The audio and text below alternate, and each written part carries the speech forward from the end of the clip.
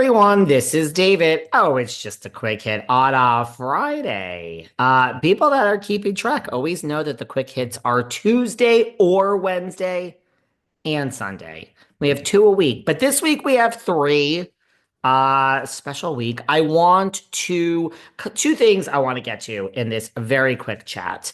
First of all, tomorrow on Patreon. Oh, we are going to talk about Beverly Hills, darling. She. Dorit and Erica and PK and Kathy. Oh yeah, and then there was that trip. That Sutton had. Well, listen, we had on, I think in 2022, I can't even remember the years because they all blend together. I think in 2022, we had on or maybe that was 2023. I think it was 2023. We had on Juicy Joe for the first time. Everyone has been saying pretty much almost every day in my DMs, can you get Juicy Joe back? We have four more chats coming up with Juicy Joe. We sat down with him right around the time that the pause of New Jersey was announced, and we sat down with him this week. This week.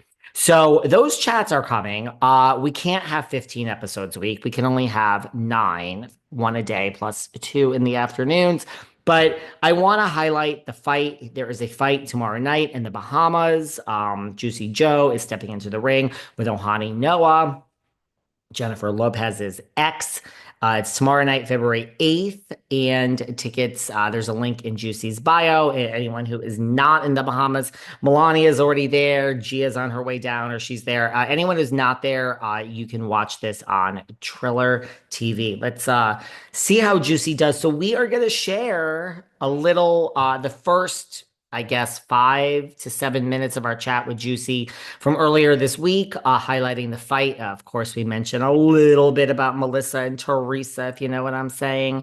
I talked about this on my Instagram the other day. Someone accused me of being on the payroll. How much is Juicy paying me? Nothing. I wish I was in the Bahamas to watch this fight. I would love to go, but I'm not. But we cover it. So right now here today, we're going to share like 7 minutes, the first 7 minutes of our chat with Juicy highlighting the flight. So stay tuned. Juicy's here. Before we get to that, very quickly, just a quick hit here today. A couple of things from the Salt Lake City reunion very quickly. I see lots of comments online, and I don't know, maybe I'm in the minority on this one, but I don't know. A lot of people think the entire cast should stay the same for Salt Lake. I think it is going to stay the same based on my sources. The one change is I'm okay with Brittany going. I'm sorry. I'm sorry. I have nothing against her. I just don't like when I don't think things are authentic. And I just can't get over the fact that Brittany seems thirsty as fuck to me. She just does. I don't dislike her. She sings. She's posting videos singing. She was on Broadway. I can tell you when her versus Bronwyn during this reunion, I completely tuned out. I don't care about Brittany versus Bronwyn. I don't care about Brittany, how many times she either slept with the Osmond or has an announcement or whatever's going on with her daughter. It's truly from the bottom of my heart, nothing personal. I just think she's thirsty. I think she's looking for her TV moment. And I would like her to go. Mary Cosby has just spoken out that she would also like her to go. I would like everyone else back. I think everyone else is going to come back. It's an all-star cast. So there is that. But Brittany seems thirsty to me.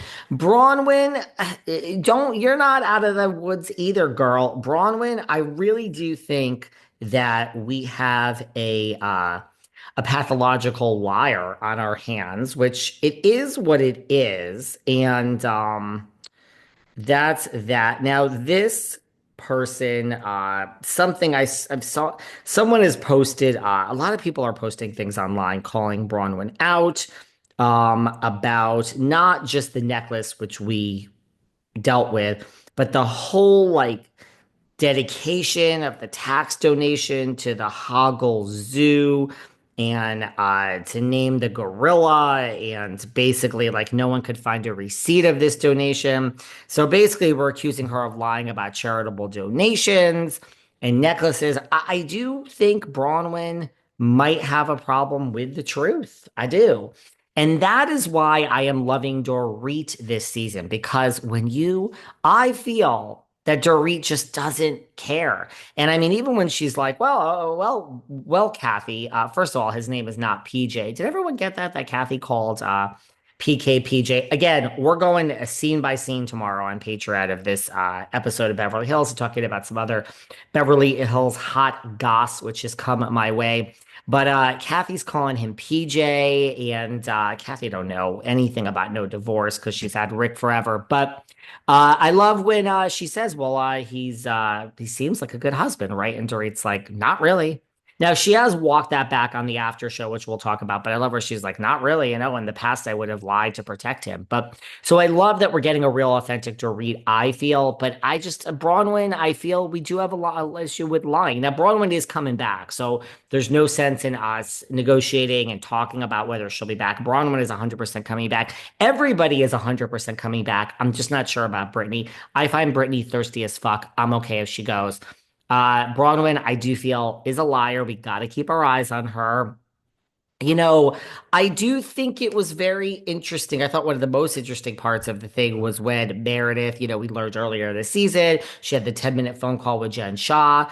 Really good point by Miss Rose. I just re-released recently my chat with Whitney Rose. I think it's so interesting when you listen to these first season chats because Whitney always knew what she was doing. She played so innocent. She always knew, girl. So I think Whitney had a good point though, where she's like, how is Meredith speaking to Jen Shaw any different than me speaking to Monica? Well, the other ladies seem to think that Monica has yet to take, responsibility or has yet to apologize. She was actively planning stuff against us. Well, I mean, what? So she was planning stuff against you, and Jen Shaw actually stole from the elderly. I guess there was a little bit of a difference, but Andy, I do think Andy had a good point where he's like, or Mary, I think has said this.